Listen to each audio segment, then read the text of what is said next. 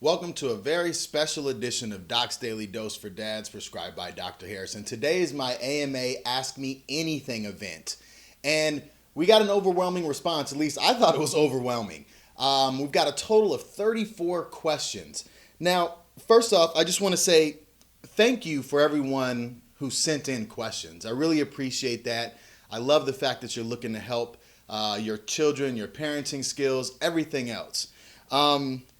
Now, I wanted to do a video because I wanted you to see me, right? I can type in a response, but really, words can be easily misinterpreted, right? And even so, I could have misinterpreted your question in reading it. And if so, I want you to contact me. I'm going to put all my contact information right here. It's probably scrambled all around me in neon green. It should have the website, it'll have my email address, it'll even have my cell phone number because I'm that open to talking to you if you're looking for help about anything, right? I'm not talking about charging you for anything. Give me a call, shoot me a text, send me an email. If you agree with what I said and you've tried some things, let me know how it turned out. If you don't agree with what I said or don't think that something's going to be effective, let me know why and let's work through it to see how I can maybe provide you another piece of advice to help out. Now I've got my trusty tablet here and all the questions, and I'm going to go through here, and I do want to say this beforehand. In no way am I a perfect father, a perfect human being, perfect husband. My kids aren't perfect, nor do I really want them to be. Where's the fun in that, right? You don't learn anything if you're perfect. There's no growth from that. But I will tell you that through a rough childhood, through my life experience, my coaching, I coach high school football as well, so I work with teenage boys all the time. Also with my education and background, I have a lot of wisdom and information to share. And being a father of 3 boys, it's one of the biggest things I've always wanted to do with my life. Growing up, all I wanted to do was be a really good dad. And I've worked with kids since I was a kid myself, around 16, in all kind of leadership positions and authoritative positions. Now, I am a behavior scientist. And what that means is I went to school, grad school, and I got my bachelor's in psychology and a master's and a PhD in behavior analysis. And I studied the science of human behavior. And I'm state board certified as a behavior analyst at the doctorate level. So I have the education background to know what I'm talking about here. But I'm not going to spew a bunch of technical jargon at you. I'm not going to throw all these psychological terms and expect you to know these things. I had to go to school for 5 years to learn them, right? So I'm going to talk to you the way normal people talk, as if we're just hanging out in your living room and you wanted to ask me a question about your kid. So that's how I'm going to approach this. So thank you again. There is 35 questions. I'm going to try to be as concise as I can. But I do like to tell a lot of stories as examples. So this video could be over an hour long. If you don't want to watch that, just follow along, go to the AMA, find your name in the queue because I'm going to go from oldest questions to the newest. So the first person who posted is going to get the first response, and the last person who posted is going to get the last response. And I stopped taking questions, or at least to get ready for this, so that way I can actually prepare and have some answers here and not flying by the seat of my pants, as well as, it takes some time to render these videos and post them up for you. So I hope you enjoy. I hope this is going to be helpful for you. And again, please do not hesitate to reach out to me. Hell, I've given you my phone number, okay? So first question. Oh, wait, rewind. If you want to listen to the whole thing, which might be good to do just because other questions may spark things that are similar for you, and you don't have time, you can go to the website and watch the video, or go to Apple Podcasts or Google Play Music and look up Doc's Daily Dose for Dads podcast, and it'll be up there too, so you can listen to it while you're driving in your car. First question comes from Tatiana Bonnier or Bonnois. Sorry if I butchered that last name. And this was actually one of the toughest questions because there's so much information that I would need to get more to give you a really accurate response, but I'm going to do the best I can here. She says, what do you advise for bullies, especially when it's not very direct? When you have a manipulative kid and your own kid falls for it, and then your own kid, he or she is being good now, so now we can be friends. And then the story of bullying repeats. I think this makes me want to think about what's your actual definition of bullying. I don't know what's happening or why your kid is following the behavior or following, directions from this other kid. So because your kid really wants to be friends with them and every time they get a chance to, it doesn't sound like it's something physical. It just sounds like maybe they're getting them to do things that they know they shouldn't do. So I really actually wouldn't focus so much on this so-called bully. I would turn this back on my own kid.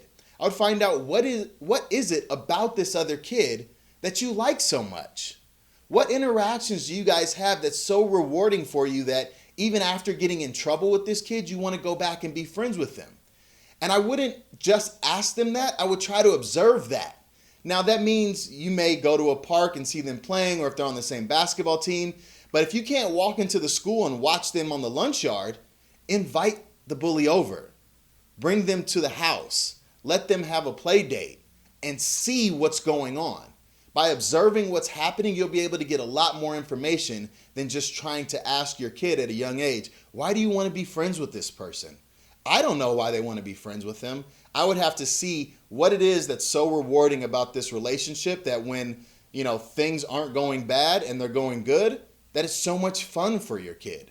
So that's my advice. Bring the bully, bring them on over, watch the interaction with your kid and figure out what it is that's rewarding, and we can move from there. So if you do that, reach back out to me and I'll have more advice for you. Next one comes from John Mark D. Have you ever had to work with a difficult child? And if so, how did you respond? Well, yeah.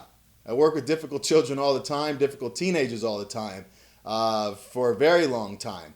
Now, everyone's different. That's the great thing about behavior science is everything's unique to the individual. What I know growing up and what I learned and what was rewarding or punishing for me is completely different for you, right? So I have to approach every individual a little bit different. So how do I respond to a difficult kid? Well, really I find out what it is that is difficult for them. What's the problem behavior? What's the behavior that they're engaging in that they're not supposed to be doing? Find out the reason for that and then change that. The other thing too is sometimes it may not be what you think. You can't just label a kid as difficult or a bad kid, right? I had an example of a kid who would always come into my class and he would fall asleep. And some teachers might say, well, this kid's just lazy, he doesn't want to do anything. Come to find out, he actually had to take a graveyard shift job to help his mom out. So he was up for 8 hours working before he came to school and didn't get any breakfast in between. So the kid was exhausted. So what we did was try to find a different job for him that was better suited for the hours, and also talk to his mom about a little more balance for him because, if he didn't get his high school diploma, where was he going to go after that? Also, too, it may be that they don't know what to do. So say, for example, you may have a kid who anytime math class starts, he starts acting up, acting a fool in class, and, teacher kicks him out. Well, perfect. He got exactly what he wanted because maybe he doesn't know how to do the math set. Maybe he doesn't have the math skills, right? Maybe he doesn't want to be embarrassed in front of his friends. So instead, I'll make a clown and an ass out of myself, get kicked out of class. Maybe my friends will think I'm funny and it's cool. Who cares about the teacher? Because now I'm not embarrassed that I can't do the math set or I can't read the passage from the history book, right? So it all depends about the individual, John Mark. Next one comes from Maricel C. Solana. How can today's parents bridge the gap between interests of teenagers and grandparents in order to help their relationship to grow stronger? This is a really good one. First off, this is a two-way street on the grandparents and on the teenagers. The grandparents need to talk to the teenagers and share with them their stories. Let them know that they were once young and the things that they were into that were really cool. My Nana, she taught French and Spanish for high school age kids, right? But what she did as her hobby, she was a belly dancer. And I didn't know anything about it until later when I was going through like a treasure chest trunk when I was in high school, looking around, just being nosy, seeing what was inside the garage. I found records for belly dancing. I found her outfit, pictures of her, and the little like class symbols that she would use as she was dancing. How cool would that have been before she passed away to know that about her? Now, on the other flip side of that, the grandparents need to learn something that is of interest to the teenager, right? My dad right now, my kid's grandpa, is watching the boys while I make this video. They are in there on the Amazon Fire Stick watching gamers. It's what the kids do nowadays. They watch other people play video games and give commentary about it. My dad has zero interest in that, or at least so we thought, right? But he's in there watching it with them. The kids are teaching him about their interest, about the different gamers, the different games. My dad's in there laughing because there's funny parts. And yeah, some of it may be ridiculous, right? But you know what he's not doing? He's not bashing the new generation. In my day, we didn't have all this stuff. We didn't need all this stuff. We were outside playing in the dirt. You kids don't understand that. Nah, it's a new day. Kids do different stuff. Stop trying to bring them back into the past, right? You can still instill the values of hard work and those type of things in them, but focusing on what is contextually appropriate in their generation, their environment right now, right? So get grandma or grandpa to share their story and the cool thing that they were into when they were young. Maybe they played in a band, right? Maybe they flew fighter planes in the war. Who knows? Share that with the teenagers. Then let the teenagers share their interests with the grandparents and let them teach each other. They'll find something in common, but grandparents, don't bash. Do not bash this new generation just because it's different than yours. Next one comes from Maricel. Maricel says, what strategies would you use when you have a child who is about to engage in dangerous behavior? For example, breaking things, running out into traffic. Again, everyone's different, right? But the key is to find out what's the reason. Why are they doing that, right? And now I would actually need an official assessment and run an assessment to find out what those reasons are. We have systematic ways of finding out why people behave the way they behave. But once you do that, you then need to find a replacement behavior that's functionally equivalent. And what I mean by that is it serves the exact same purpose. So if they're breaking things and being destructive to get attention, well, we're going to teach them a replacement of asking for attention appropriately. But the key is, if they ask appropriately instead of break something, you need to praise them for asking appropriately and then give them the attention they're asking for. You got to be consistent on that part, right? Because if you're not consistent and you don't give them the attention when they ask for it right, but then they know they can pick up a glass and throw it across the room, and then they'll get your attention, well, what do you think they're going to do, right? So we find out the reason, find another behavior that serves the exact same purpose, that is easier to do than the behavior we don't want them to do, and we reward them for doing that right, and then we actually give them the thing that they're looking to get, okay? Next one comes from BPS Barbara. She states or asks, what are some of the basic components of how kids grieve that may differ from grief in adults? Well, kids may grieve harder, but they move on faster. And that's just a generalization. But they may grieve a lot harder, like cry really, really hard for that day, but then they move on with their life. Now, this does depend on age. Little kids do that better than, say, teenagers or young adults. But if you don't address it or they don't have an outlet to grieve, those teenagers can hold on to that and it can become a bigger issue down the road. But remember, kids are really, really resilient, right? Even more so than adults. But be honest with them about their traumatic event. Don't lie.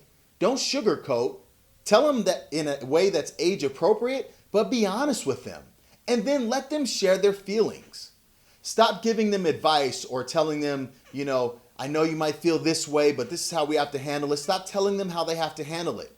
Give them an opportunity to share with you how they feel and respond in support.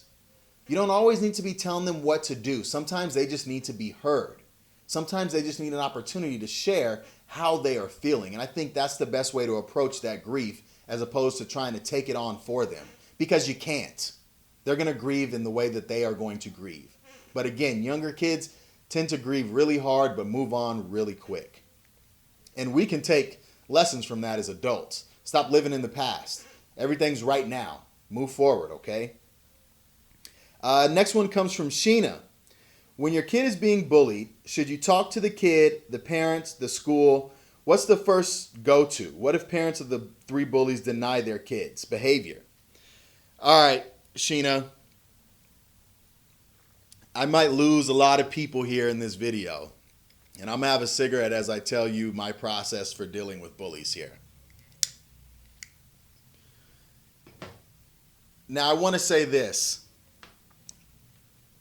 I am going to give you a professional answer and a personal answer of how I deal with it with my kids. Now, the personal answer incorporates the professional, but it has a component that I cannot promote as a professional behavior scientist. But I'm real, and I'm going to tell you the truth. I'm going to tell you the science, but then I'm also going to tell you what I do with my kids here, right? Because I have different things and tweaks that I make for my life personally.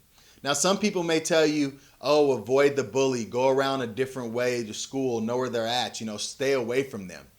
My kids are going to be free to move as they please, especially at school where they should be safe.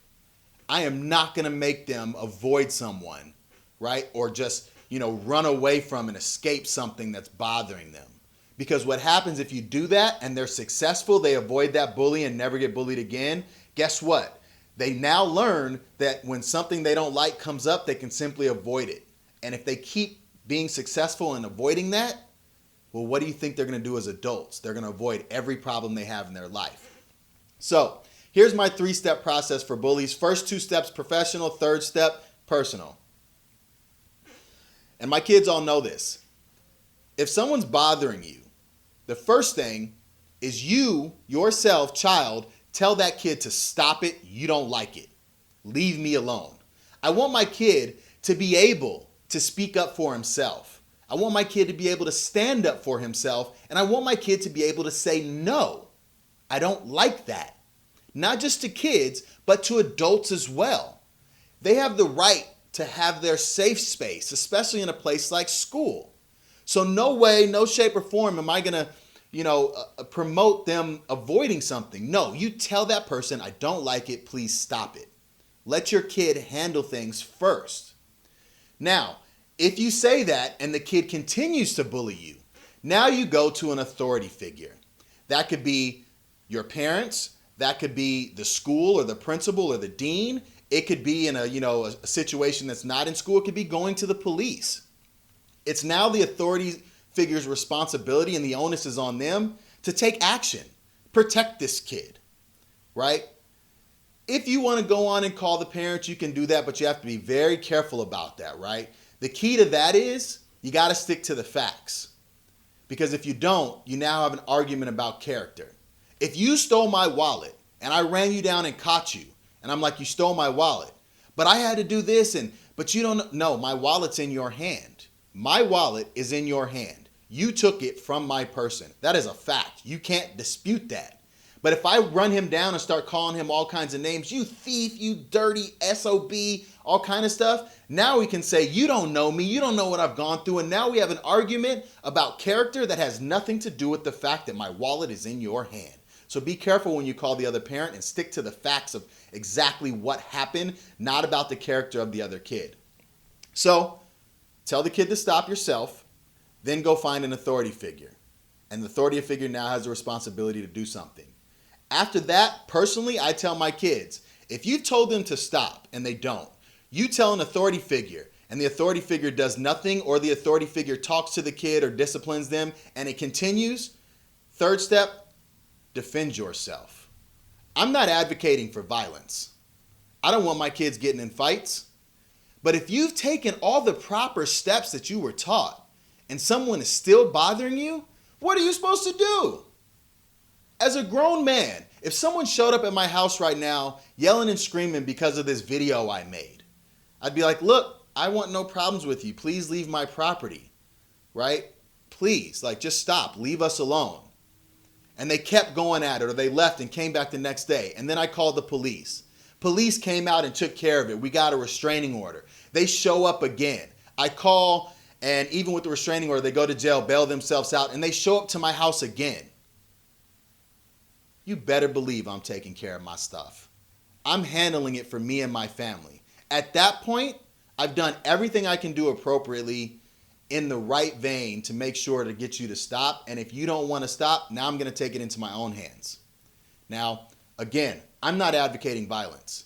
What I am advocating is self-defense, and I'm advocating standing up for yourself. I'm advocating going to the appropriate authorities. And if all else fails, after you've done all that and someone still won't leave you alone, my son knows you hit him square in the nose. Period. Now, I know I probably lost some people in that part in that video, but again, take the professional side. You don't have to take my personal part that I do with my kids. That's what I do. But I know one thing, my kids aren't getting bullied and never will. Promise you that.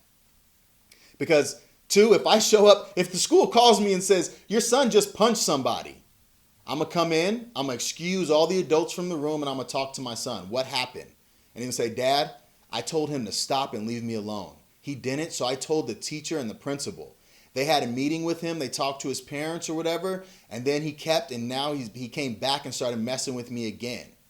And so I hit him in the nose. When those adults come back in the room, I'm going to say, did my son tell that kid to stop? Yup.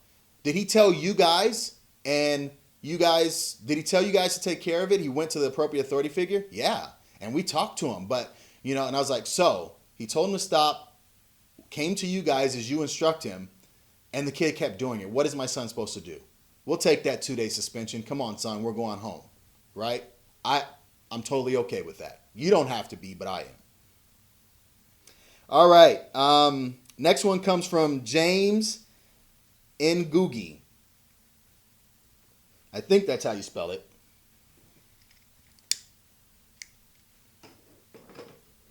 What are the characteristics of children who are bullied? Well, other than physically, right? Retreating from things they used to enjoy, not wanting to talk about their day. If they're usually a bubbly, outgoing kid, all of a sudden becoming somewhat of an introvert, just kind of being really shy and staying in their room. Asking not to go to school without a valid reason or faking trying to be sick. The other one that you may not catch or that you can note if you see a change is they might start to bully just so that they don't get bullied. I'm going to join the peers that are bullying me and bully other kids so that I'm not the target of the bullying. That happens more often than you think. Next one comes from Shelwyn Manalato. What influence do parents have on their children's moral growth? Well, all of it, or at least at first. But then you get peers, you get television, you get teachers, you get other, family members, you get music, you get all kind of stuff, just the things that they see on a daily basis, right? But the key is, before all that happens, they're at home with you. You build the foundation for their moral growth. If you do it right and you stay consistent with it from the very beginning at a young age, it'll hold up. It'll hold up against those things that you see that are totally wrong, right? Or that they see that are totally wrong. They'll avoid that, or they'll say something that's not right, right?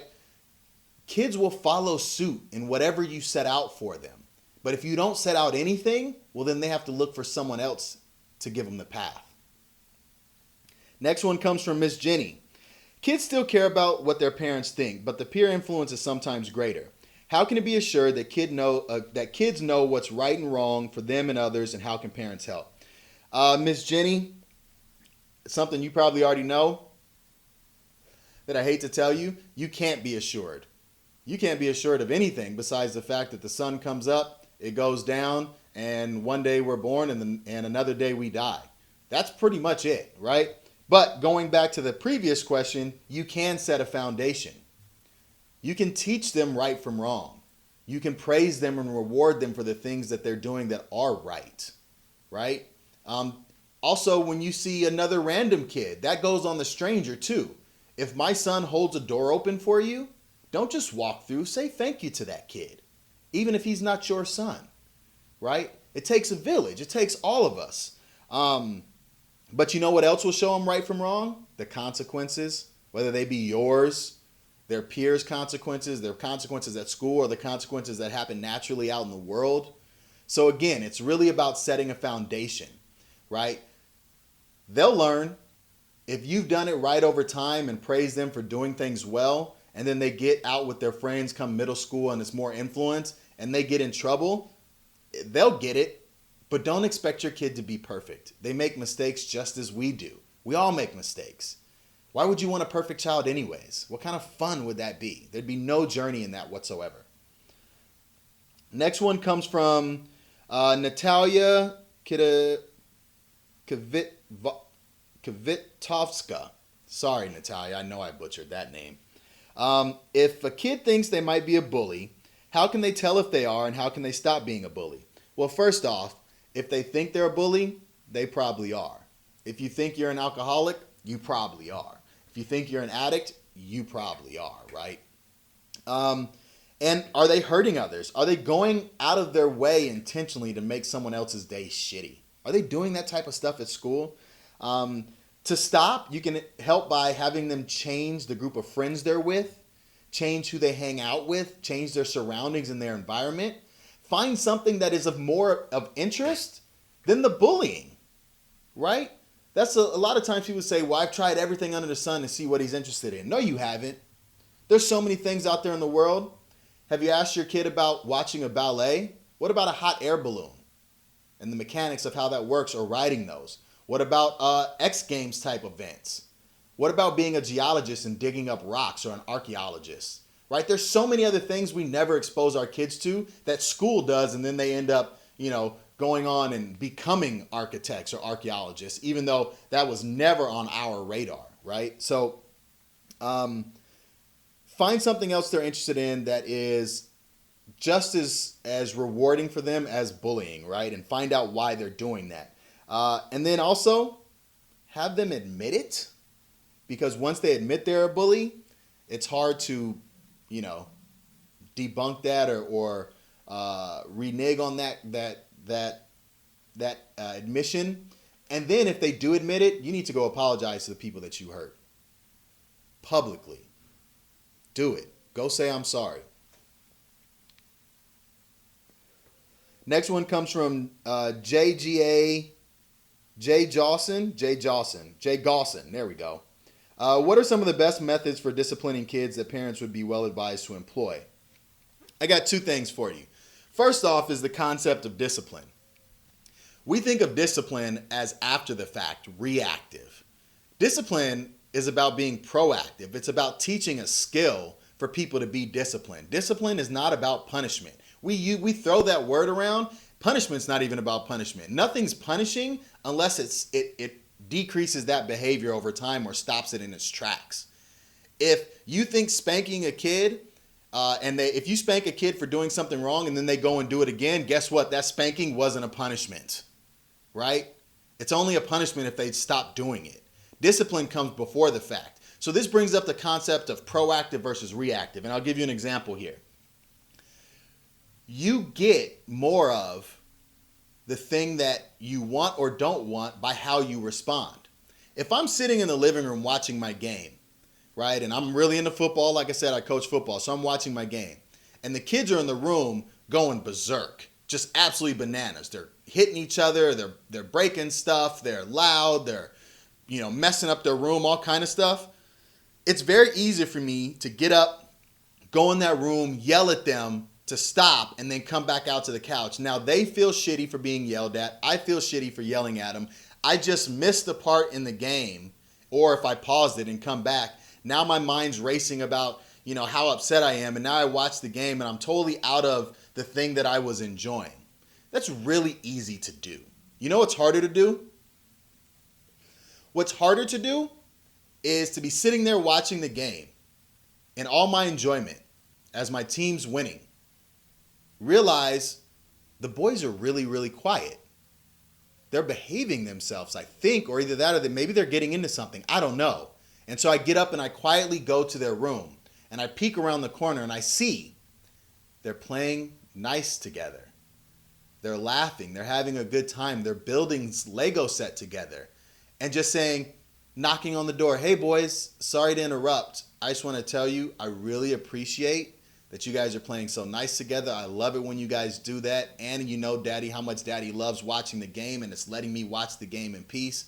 Thanks, guys. And I go give them a kiss or a high five and a hug. And I go back to my game They feel great. I feel great. I'm now back in that enjoyment state of watching this game. And guess what? I get more of them behaving themselves because they got rewarded for it. When I say reward a kid for their behavior, I'm not talking about giving them a piece of candy. Simply saying good job. Recognizing their effort. Appreciating it. Imagine at work if your boss came over and actually said good job for all the jobs well done. And they did it on a consistent basis. I bet you'd be a better employee. But that requires effort on the part of you as a parent to be proactive. Now, one form of punishment that, again, something that is, actually decreases behavior over time is something we call overcorrection, which I really like. I really like it. And I'll give you an example of a buddy of mine. He has a teenager who's about 13 going into 9th grade. And now his teenager got all upset about something and he punched a hole in the drywall, right? What he did was he had the kid use his own money. They went down to the hardware store. They bought all the materials to patch up a drywall hole. He made him come back, fix the hole himself, and then after he fixed the hole, then go fix something else that had nothing to do with what you broke. Bring the environment back to a better state than you left it. Not only is that going to potentially stop this punching in the wall because of all the effort they had to go through and the money he had to spend out of his own pocket, but guess what else? He just learned a life skill. How many of you guys know how to fix a hole in the drywall? I don't. I wish I did. He does now at the age of 13 because of a mistake he made. But instead of being yelled at or hit or grounded and then it going away and still having a hole there and dad having to pay someone to come out, no, you're going to take care of this yourself and then you're going to go fix something else. So I like that method too. Swatika Pores asks, what sort of training would you suggest for someone who might be interested in working in a similar position as you? First off, you got to go back to school and get the educational training. Also, take some time to work with kids, adults, combination of the two. See if it's an experience you want. Not everybody wants to work with kids, or not everybody wants to work with adults who have issues or things going on that they need help with. Not everybody wants to be the person to help. It's okay. You don't have to be, right? Ask folks like me what you're doing right here. And ask them all the ins and outs, the pros, the cons, the good, the bad, the ugly. See if it's something you want. Then go research about it, right? That'll tell you right there, you'll know, oh, wow, this seems really cool. I want to take another step and learn some more. Maybe go actually apply for admissions. Or, you know what? That sounds like way too much work for me, or that sounds like something I wouldn't want to do.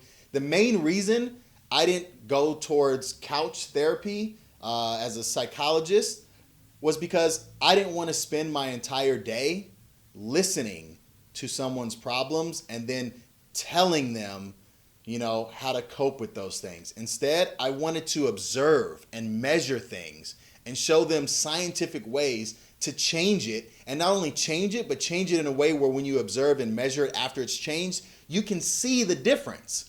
That's the difference between behavior science or behavior analysis and other forms of psychology. I observe and measure concrete things. And I change that, and I can show you the change on a graph or with numbers, along with your own anecdotal, testimony of how it actually changed. I can show you. You can show yourself. You can physically see it.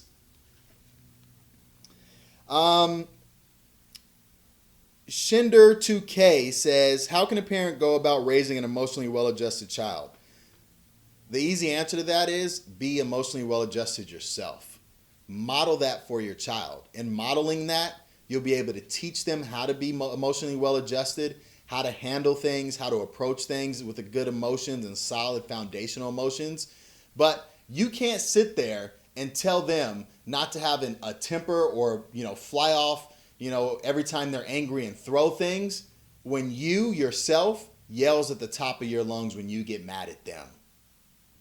Sorry, they're going to do what you do, not what you say, right? We always Do what I say, not what I do. Yeah, that doesn't work. They've got their model right there that they are going to imitate. It's you. So if you want them to be something, model that for them and be that for them. They'll follow suit because you'll be able to teach them about it through your experiences as well. Joshua Mendoza writes, what can one do as a parent to motivate and build self-esteem in their children without causing them to become entitled? I have something that I do with my kids that I think is great for anyone to do with their kids, and I'll share that at the end of this. But praise them for jobs well done. Reward them for that. Give them hugs. Give them high fives. Tell them how awesome it was what they just did. Also, make them earn things. Don't just give stuff for no reason. Now, I, just like every parent on this planet, will buy things for my kids just because I wanted to, or maybe because they asked. And I just wanted to because I love them. I was at the Marshalls or 99-cent store and saw a toy that I think they would really like, and I just picked it up for them. I do that, but the proportion of how I do that versus how they have to earn things, there's a huge gap. There's a huge disparity, right? Majority of the stuff my kids get, they have to earn. They have to earn by doing some chores. They have to earn by doing well in school. They have to earn by being nice to their brothers, being nice to strangers. They have to earn by, going to sleep on time, not talking back, all those different things. Now, here's another way that I build self-esteem. We know words can tear people down. They can hurt you to your core. But they can also build you up.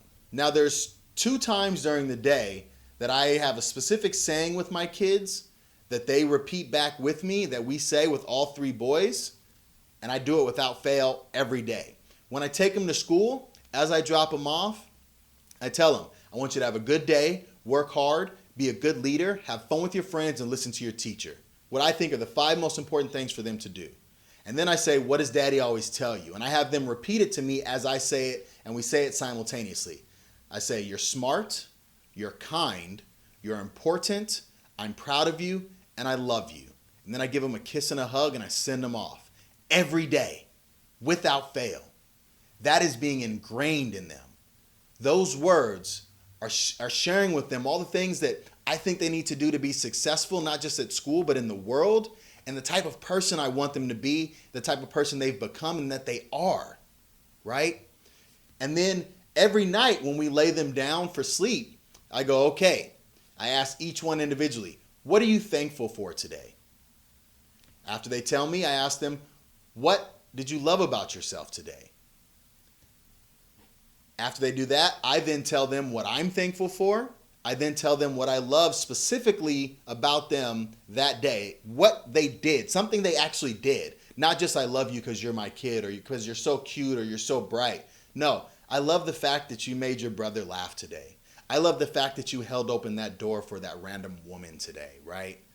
I give them specific things I love about him. And then we all repeat together, the inner reality creates the outer form.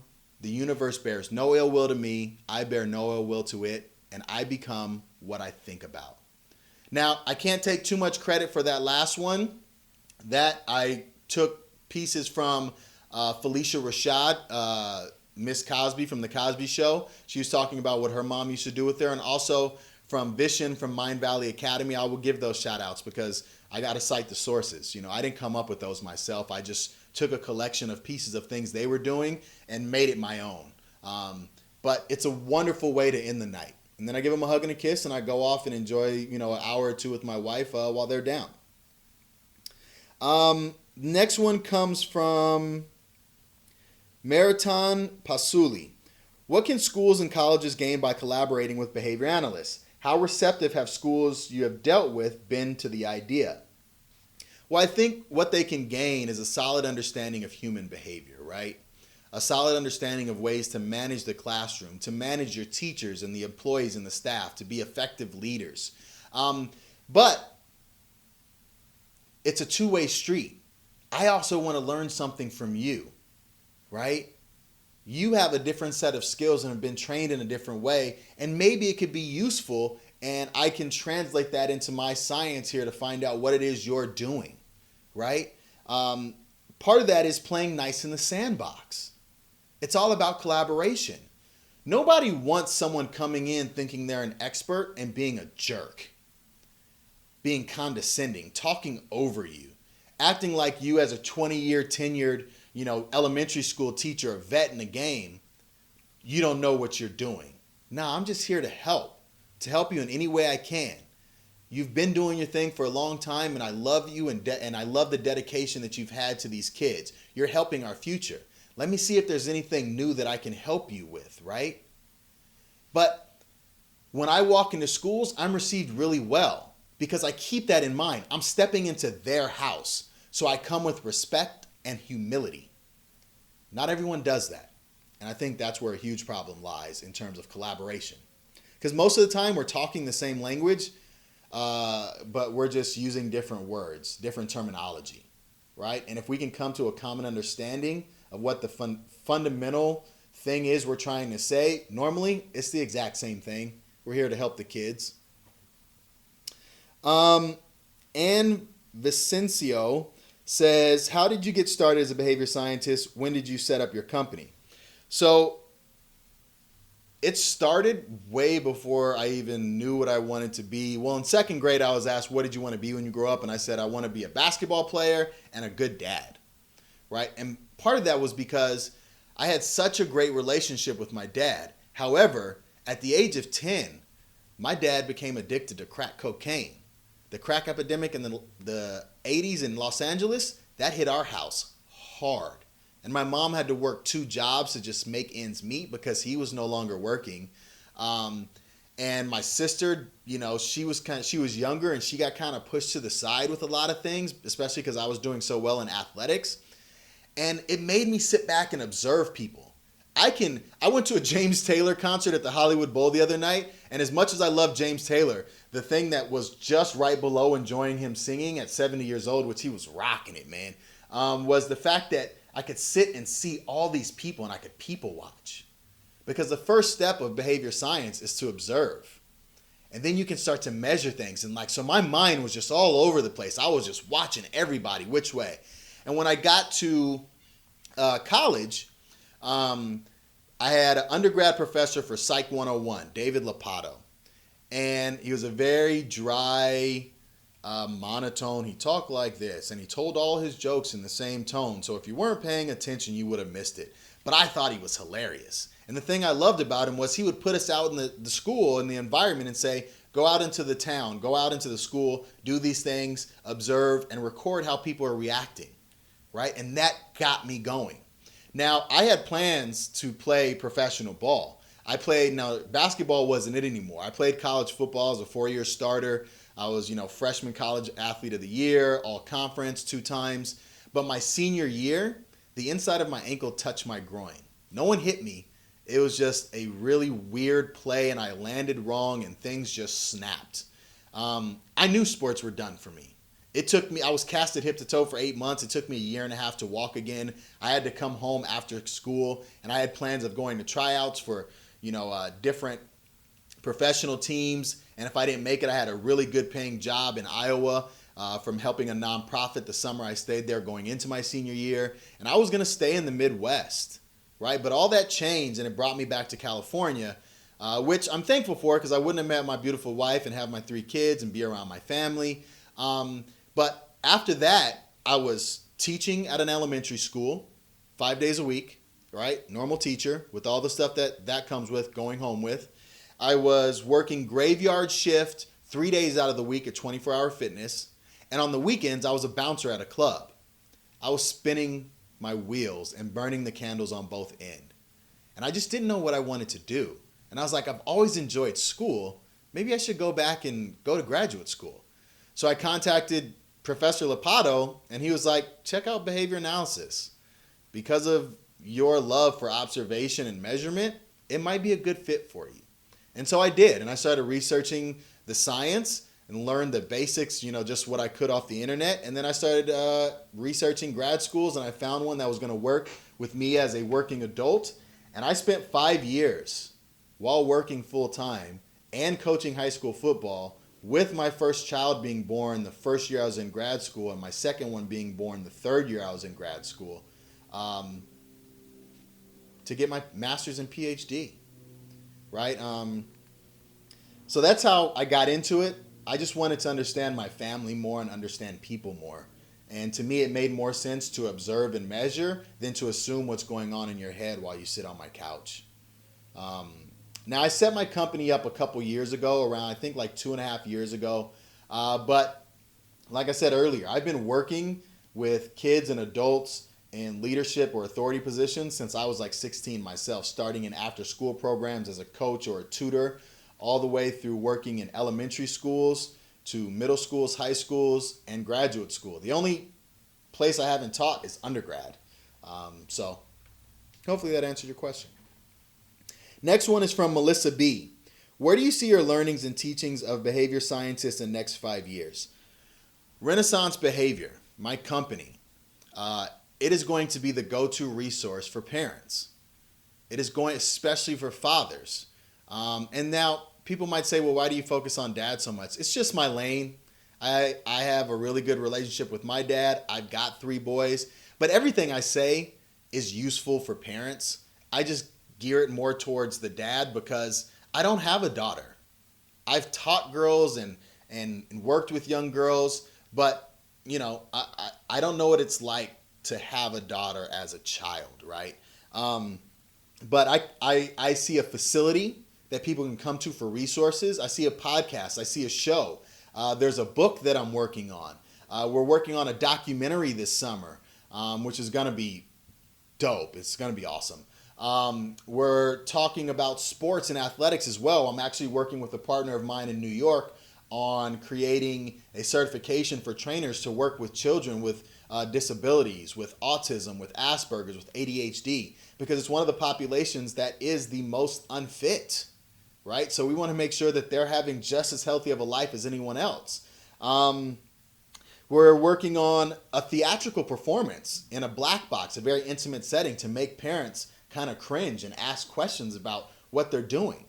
So my goal is to be a go-to resource to help families. This whole thing was titled It Takes a Village.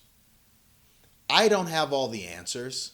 I've got a lot, but I know there are other people who may have better answers, who may have different answers.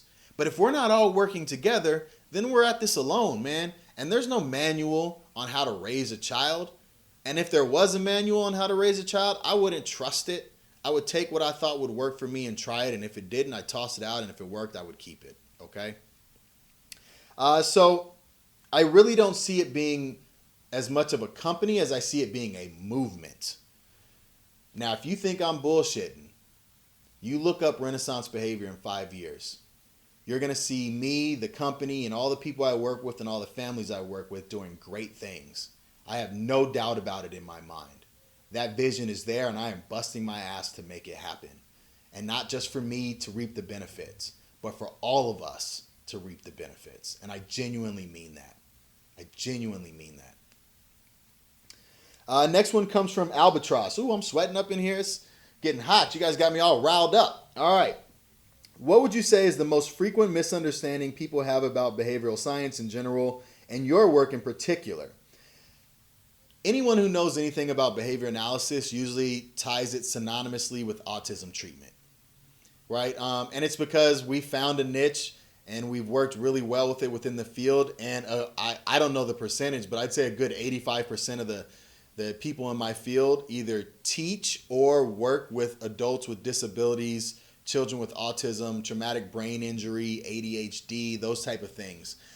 So though that's wonderful that we're helping people, behavior is everywhere. People are behaving all the time. And there's so many behavior analysts out there and behavior scientists who have their own little niche or niche of behavior that they're focusing on that could help. It could be in sports. It could be in the correctional facilities. It could be with things like anorexia or bulimia. I mean, it could be working with leaders in companies to get the best out of their employees. It could be helping assembly lines produce more products. But particularly for me, I think one of the biggest things I get is, who the hell are you to be talking to me about how to raise my kid? Who the hell are you to tell me how to raise my kid? I'm not anybody trying to tell you how to raise your kid. If you come at me with that question, you've missed the entire point and you've missed my entire message. And I'm sorry. Maybe I didn't state it properly for you. All I'm here to do is share with you, with my life experience, my knowledge, my educational background, the proof of the work that I've done with other people and with my own family, that I might have something that could be of use. Try it. If you don't like it, move past it. If it works, hold on to it. Share back with me what you do that works. I'm going to try it, right? Again, it takes a village. So if you think I'm trying to tell you how to raise your kid, well, you've already got it set in your mind that it's all me, me, me, me, me. My kid, right? I'm talking about all of us working together as a community to help each other, to help each other's kids. I want to live in a place where if my kid's messing up or he's about to get into something dangerous, someone stops him and says, don't do that, instead of pulls out their cell phone and records it. P. Jane, or PJ Ain, what do you think the people working in the field of behavioral science need to do to make a bigger impact on society at large? I think we need to step outside of or promote more people through school of not just being stuck in the world of autism treatment and therapy or disabilities or anything like that. Support people who want to do other things, supervise them in those routes. My advisor in grad school, I thank him so much for being willing to come out to my football practices on his day off to observe me implementing the things that I was learning with my football team. No one else would do it. No one else would do it. He just loved football and he liked me. So Dr. David Piles, I appreciate that, man. That was awesome of you, because had you not done that and I had to just be forced to go into a field I didn't really want to work in, even though and after I tested the waters, I would have hated every minute. I probably would have left grad school. The other thing they can do is collaborate with other disciplines. Play nice in the sandbox, right? Ask for help as well. Ask other people to come in and share your world and share their world. Speak like a normal person. No one wants to hear all that technical jargon you're spewing out. Imagine if you went to the doctor or the mechanic and they started talking to you like you were a physician or you were a mechanic. Right? Most people eyes glaze over, or they just say yeah because they don't want to look embarrassed or look stupid. Stop doing that to people. Talk to people the way people talk. Save all the academic technical jargon for class or academic professional conferences. That's when it's appropriate. But when you're talking to a parent or you're talking to a friend, no one wants to hear about that stuff, or at least not in the way you're telling them. Tell them the way that they can understand. And that's not dumbing it down. That's not talking down to someone. That's being a human being. That's relating to someone else, right? Instead of trying to think that you're smarter than everybody and showing how smart you are by all the vast amount of vocabulary in your lexicon, right? Like, come on, man, get out of here with that, bro. Like, who do you think you are? I don't want to deal with a person like that. Neither should you. And I think if we did that and did things like this using more social media platforms and outlets, we'd have a bigger name. Shegil says, speaking of happy kids, do you have any tips to help us teach mindfulness practices to our children? I like this one here.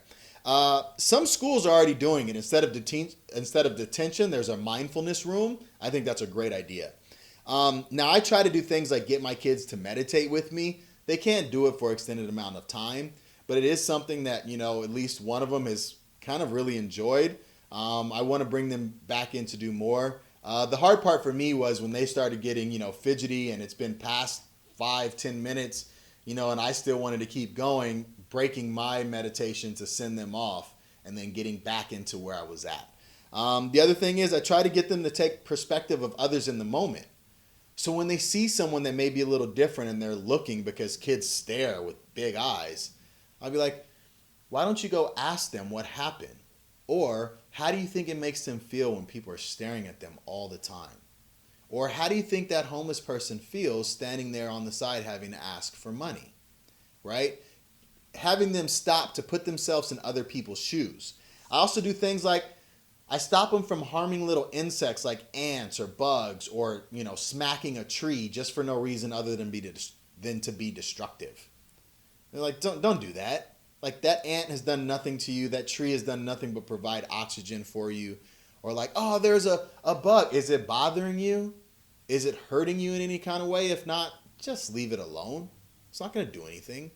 And that has seemed to be somewhat successful in having them be more mindful in the moment. But again, that goes back to you modeling that for them, showing them what mindfulness is all about by you practicing it on a daily basis. Prod line. What sorts of questions are parents asking? What are the big issues today? Well, we've got some here. I think some of the other ones, I know bullying is a big one. Less stress due to all the pressure kids are put on today, especially with college and testing and having to be the greatest and the best to achieve anything. Being more open to allowing your kids freedom versus being a very strict parent and setting too many boundaries. Those are some of the biggest things that I get in terms of questions. That and potty training. I get a lot of potty training questions. But I used a book from Ashwin and Fox called Potty Training in Less Than a Day. I read it, took the stuff I needed out of it, put it in a procedure. My first kid, we potty trained all the kids at 2 years old, right? So the first kid, he was it 2 or 3? It was 2 years old because my youngest is 3 now, so 2 years old. At the first kid, potty trained in 16 hours. Second kid, potty trained in 7.5 to 8 hours. Third kid, didn't even need to potty train him. He just made sure he stayed up with his brothers, and he observed everything and imitated what his brothers did, and he potty trained himself, right? Let's see. Next one comes from Mary 8. How do children's peers respond to them living with their grandparents? Mary, it's more common than you might think. And most kids only care if the kid that is actually living with the grandparent tries to hide it or is embarrassed about it, right? They're living with the grandparents for a reason. And now kids are going to ask, why do you live with your grandparents? But if that kid responds in a matter-of-fact sort of way and showing that it doesn't bother him and that my grandparents love me and this is just who I live with, guess what? Kids move on. It's only when they show a weakness that other kids may prey on that, right? So just be comfortable in understanding the situation and sharing. Like, yeah, I live with my grandparents, right? Because you know how many kids live in such different than the typical household that used to be? Households are completely different now. So living with your grandparents is way more common than you think and actually more of a throwback than what the type of households that are occurring today. Generic Daisy says, how can the school system and child care providers help children who are experiencing stress related to losing their sense of family? Be the extended family support. You be it. Or find actual extended family to come and be of support. But stop talking at the kid and talk with them. Again, allow them to share their feelings, right? One thing you shouldn't do, don't tell people you know how they feel. Even if you lost a loved one yourself. You don't know how they feel exactly. Now you can, and I'm not saying don't tell them, I lost my mom too, and when I lost them, I was hurting really bad, or after they've shared their feelings, I felt the same way when I lost my mom. I'm talking about the specific phrase, I know how you feel. No, you don't. Are you inside their skin? Do you really know? Right? And sometimes stop trying to give them advice about how to handle it. Maybe all they need to do is share what they're feeling. Maybe they just need to cry a little bit, right? Sometimes people just want to be heard. People just want a shoulder to cry on. And that's okay. And that can happen. Cry right here on my shoulder and we don't have to say anything for the next hour. And when you're done crying, you can get up, give you a hug, and go about your way. No need to exchange those words. But be the support that they need, okay? Sirajin. Or Siraj Jain. What types of concerns can be addressed with parent coaching and how effective do you think it is? I think it can be very effective if done with proven methods with the right people. I think the three things that I think are the biggest things to address are patience. Being patient with kids is hard as hell. My boys are 9, 6, and 4. They are outside boys that run around and roughhouse, and like, it's a lot. I mean, even just getting them at the dinner table and sitting down and having a dinner without crude noises or just being loud, like, it can wear on your patience. So you have to learn techniques to handle that. Consistency is the next one. It's on us to do right and to set up the environment and keep doing right. And consistency is hard as well.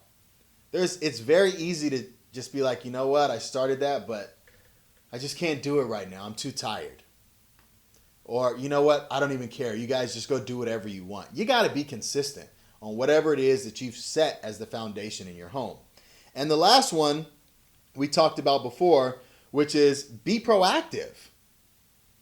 Set up the environment. Look for the opportunities to praise your children instead of waiting to scold them, right? And that takes practice to just find those teachable moments, not just for the parent to the kid, but for me to the parent. And then in a group setting, I love when parents get together in a group setting because many times we feel that what we're going through, no one else is dealing with and that we are alone. And when you share with someone else and they're like, my kid does that too, and it drives me bonkers.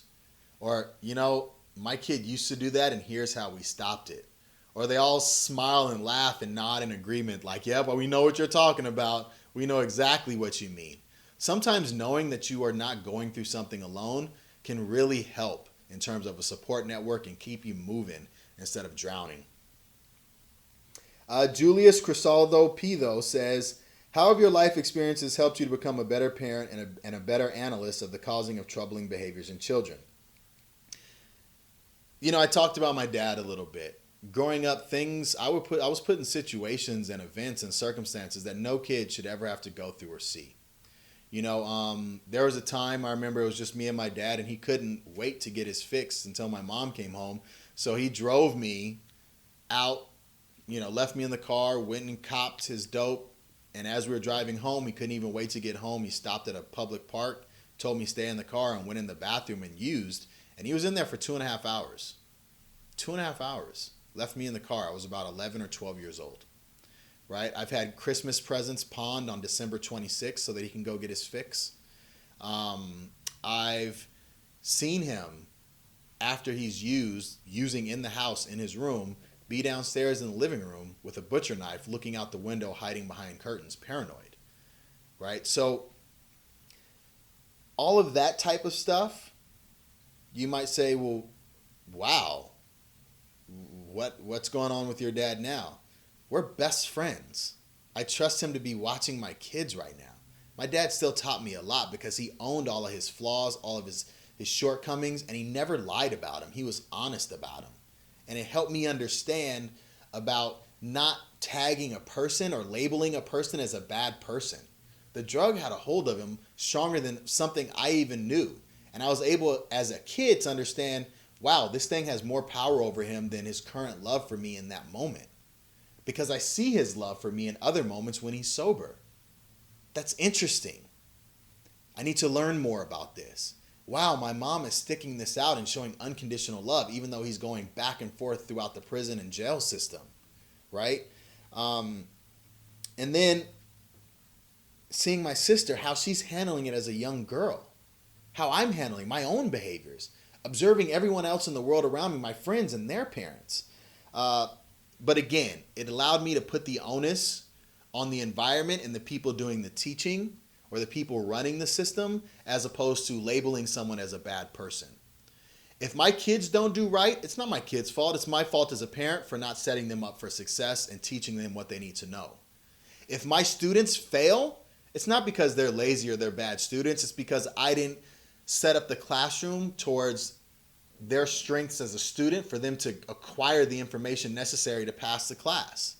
If my football kids fail in a game, it's not their fault. I didn't prepare them properly. I didn't set them up for success against this other team, right? I take that onus as the person who's the one in charge of the structure of the situation. I wish a lot more leaders did that instead of just pointing the finger at the person and labeling that person a bad person. So that's how my life experiences have helped me to be better in terms of being a behavior scientist and observing others' behavior. Pratik Benara says, how can you make significant changes when working with children? How do you get them to listen and put your advice in practice? Share them your story or your stories. How much do your kids actually know about you growing up and the things you've been through? I'm going to release a podcast of a 27 episode I did with my dad where he told me his story from as early as he can remember to present day. We brought in my mom, my sister, my 2 half brothers, right? Like I learned about him and so many more things, even though I had known those stories, he would tell them, over time growing up. Putting them all together, I understood a lot more about who he was and why he was doing what he was doing. Also, follow your own advice. Why am I going to listen to you as a kid and you telling me, follow your dreams, do everything you want to do in life and work hard at it, but then yet I see that you are working a job you hate, even though you want to be something else, and you're not busting your butt to make the something else happen. Why would I listen to you? For what? You're not practicing what you preach. Teach them what to do instead of what not to do. So many times we say, don't do this, don't do that, don't do this, don't do that. But if you just tell someone what not to do and don't teach them what to do, well, then they're left to their own devices to be creative and figure out, okay, well, I can't do that. Maybe I'll try this. And that could be even 10 times as worse as what they were doing before. My dad taught me a lot of great things on what not to be and what not to do as a father, but also some things on what to do as a father. But the one thing I didn't ever get was what to be as a husband. I saw what not to be in a husband with my dad and my mom, right? But I never learned what to actually be in a husband. And I had a rough go at it the first 4 years, 5 years of our marriage. A really rough go at it, I wasn't abusive or anything. I just didn't understand that I needed to be thoughtful about the fact that if I'm going to go out with my buddies, I shouldn't be walking back in at 4 a.m. Right? It didn't even register for me that was going to be a problem. Right? It didn't register for me that I should be bringing her flowers, not just on Valentine's Day, but just because she likes them. Not because flowers are the thing to do, but because she actually likes having flowers in the house. Right? So it took me a while to learn that, but communication was the key that got that going. So you have to teach people what to do, not just what not to do. Okay.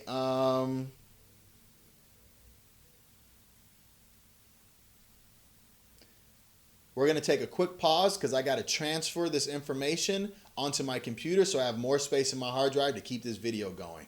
So don't go anywhere. It's going to be a quick little transition thing and then back to it, all right? All right, we're back on. Hopefully that my editing skills here worked. I'm a one-man show, all right? Let's see. So we left off here. Next question was coming from, and we only got a few more. Jay Lance again. 2. What kind of workshops and talks do you give, and how can people contact you to book your services? Again, here's all my info. You can also go to the website, and there right at the top, one of the tabs says book me, and you can send an inquiry, and I can talk about what it is you want me to come potentially do. But I've had talks with kids, teenagers, young adults, parents, combinations of all of them, dealing with former felons. I've talked about things like perception. I've talked about things like your behavior, identity. There's a sports leadership. There's a whole host of talks that I've had. And the workshops that I do, they're typically more retreat style, but they can be workshops as well. But the key is it's not a bunch of talking at you. It's actually having you do some work so that you can benefit from it. I hate going to workshops and people tell you all this stuff that you need to change your mindset, but then don't give you actual tangible things you can do to help change things. Now, I will tell you this. even though there's a lot of different things with my life experiences that I can talk on or that I can, hold workshops with parents and things like that, I don't accept every talk that comes because I want to make sure that I understand it and I'm within my lane of competency, right?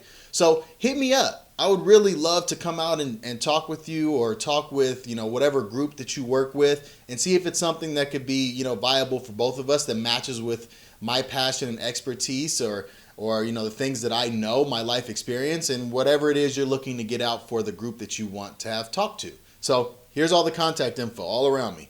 Go for it. Maria 1028. What do you mean when you talk about the grandparent struggle? What struggles are you referring to? Maria's talking about a video I made on Doc's Daily Dose for Dads, and I called it the grandparent struggle. And what I was talking about was, as parents, if you're lucky enough for your kids to have their grandparents in the picture, sometimes you can get a little ticked off, a little annoyed that boundaries are crossed, right? You think to yourself, you guys didn't raise me like that. You didn't let me do all that stuff. Why are you letting my kid do all that? Why would you think I would let them do that, right? Or my mom's favorite, what my mom does is once she finds out what the boys really want for their birthday, and we're like, oh yeah, he really wants this. And it's a gift that my wife and I want to get for him. My mom will buy it like 3 months in advance and be like, you took the gift we were going to get for him, right? But part of that is setting the boundaries, but also relaxing a little bit. Your parents aren't supposed to be the parents of your kids. They're the grandparents. The role is different. The responsibility is different. The role and responsibility they had in raising you was as a parent. Their role and responsibility now is the grandparent, to help teach lessons, to help enforce what parents want, but also to be fun and enjoy, to get the life experience of an elder shared with someone who's younger. So that's the struggle I was talking about, but the struggle really shouldn't be a struggle if you take a step back and understand that their role is now different than it used to be with you when you were there, when you were a kid and that was your parent. Jens, how do you work with parents to support one another? What services do you provide for them? A big one is group services, group meetings, group setting, talks, community events where parents can get to know each other. Again, understanding that they're not alone, that if they just reach out and be a resource for each other, it would make life so much easier. Stop being stingy. Stop being stubborn. Stop thinking that you can do everything on your own. No one's ever done anything just on their own. Even if you think, well, I've worked, 3 jobs, I'm a single parent and I bust my butt and no one helps me. No, the teachers who teach your kids help. Your employer who's paying you to do your job, your supervisor who's helping you learn these things and train you, they're all helping. You're just so focused on you that you're not seeing the communal aspect of it, right? I do that a lot with parents, Jens, and I think it's a really good thing for them to be around other parents as well, to know, hey, we all go through the same stuff. RDC Salt, what are some tips to get your kids to talk to parents about any problems they may have but are scared to share? I got a good one for this, and this came from a lady that I met who was a PhD as well, and we were talking about just kids and what I was doing, and she was talking about something her dad did with her called the safe place, and I totally implemented it. Now, what it is you find a place, that's easily accessible, that's not readily used. So for us, the safe space was the big tree in the front yard because the kids always play in the backyard. They never play in the front yard. So the big tree in the front yard is our safe space. And that's important because you don't want them bringing you to a safe space that's like, their bedroom, because that's where they commonly are or use often. And what I told the boys was, anytime you have something you want to share with me or with mommy or both of us, if you're nervous or worried about it, what you can do is just simply grab our hands and say, come here with me and take us to the safe space, and we will know that there's something you want to share with us. Now, this works for 2 reasons. One, it eliminates some of the fear and pressure that kids have and come and saying, like, I need to talk to you and being all scared about it. They can do something simple without even speaking and grabbing your hand and bringing you to a spot that says, I got to talk to you and it's serious. But it also works for you as a parent Because normally when kids say they have to talk to you or there's something going on that you know that needs to have a conversation, you could easily just, let your mind race in a million different directions or blow your top. But if they start taking you to that space, you can get yourself settled. Calm down and understand that your kid needs your support right now. This is really hard for them. They're taking you to the safe space, the safe place, safe space, however you want to call it. So make sure that they're safe there. Don't tarnish that place by losing your shit. Bring it down, hold it in, let your kids say all they need to say, and take some time to think about it before you blurt something out of your mouth. Don't blurt out the wrong thing in the wrong moment, okay? So that's a big one for me in terms of how I get the kids to do that, and they've already used it a couple times. Now, they weren't for anything that I thought was serious, but for them, they thought it was serious, so I took it as such. DC Hua 2478 says, what are the initial steps needed to become a behavioral scientist or a behavior analyst or a behavior scientist? Well, you need school, work experience in the field with supervision from someone who is licensed or certified. You then need to have so many hours acquired within school and your practicum and your work experience. You have to then study and sit for a licensing or for state board certification. So it requires all that. But before you even do that, as I mentioned earlier, talk to some people in the field. Research about the science behind it. Find out if it's of interest to you, if you even want to be a part of it, right? I'm kind of unique in the sense that I don't do what most of the people in my field do. I don't look like most of the people in my field, and I damn sure don't sound like most of the people in my field. But I've carved out my own thing by just being me, but still having the knowledge that everyone else in my field does at the highest level of being a PhD. But again, see if it's for you before you start going the route of like applying for schools and getting all into that, because there's a lot of time, money, and effort that went into this thing. Neloy 10, what does a typical day look like in the profession of a behavioral scientist? Well, as I mentioned, most people work with individuals with disabilities, individuals with autism, traumatic brain injury, those type of things. So it could be either in a school, they are driving and staying in a school setting all day, or they're working in a clinic, or they're going in home to provide therapy in home. They're training parents, they're running assessments, writing reports, putting together intervention programs, and things like that. Me? Well, this is what mine looks like.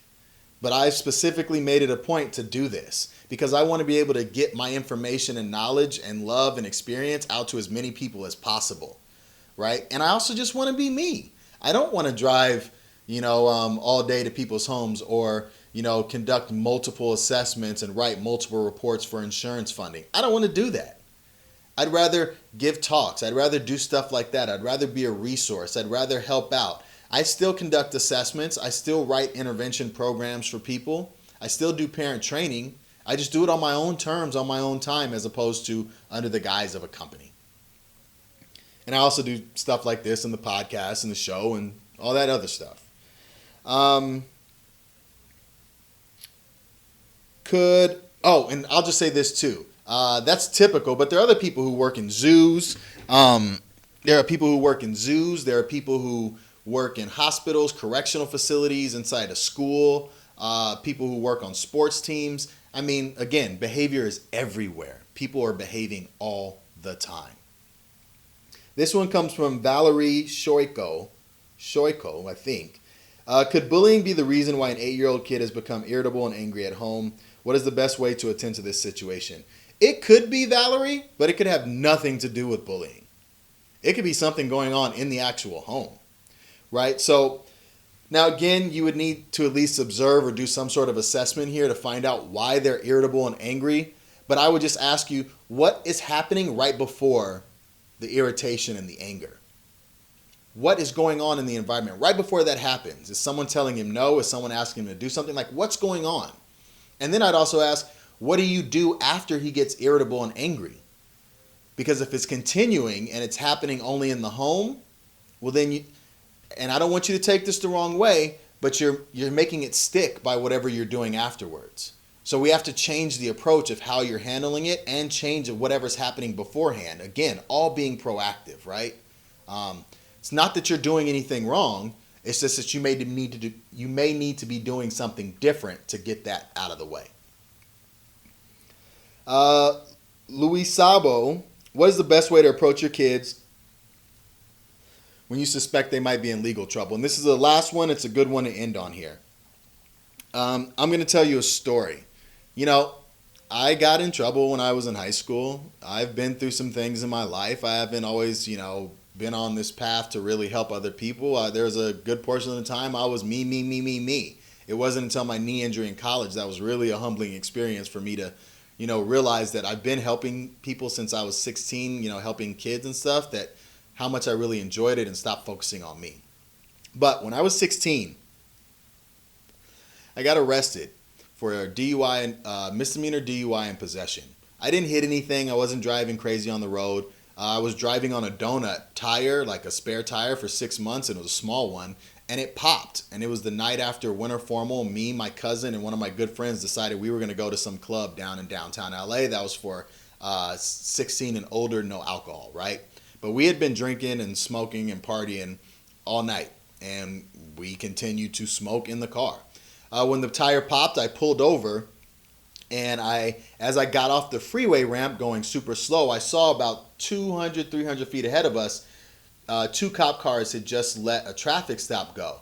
And I made a left across the double yellow into an apartment complex parking lot, which is legal in California, but I was doing illegal stuff inside the car.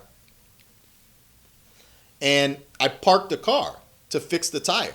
And when I put that thing in park, before I could even open my door, sirens, guns drawn, get out of the car, get out of the car. I opened up the car door, smoke just billowed out, right? Like, I knew I was busted. I didn't give the cop any problems. My cousin started going nuts, and I was like, bro, just calm down. You guys aren't going to get in trouble. You might get a ticket, but I highly doubt it. I'm in trouble. I know it. I messed up here, okay? Cop was really cool because I was really cool with him. There's even a funny point where he was after the sobriety test, and he had handed me handcuffed. They're looking in my trunk, and I had a carton of cigarette that had opened, and there were cigarette boxes everywhere. And I was like, I know I'm going to jail, but while we're waiting, can I have a cigarette? And he just laughed, and he's like, you're only 16. You're not even allowed to have these, right?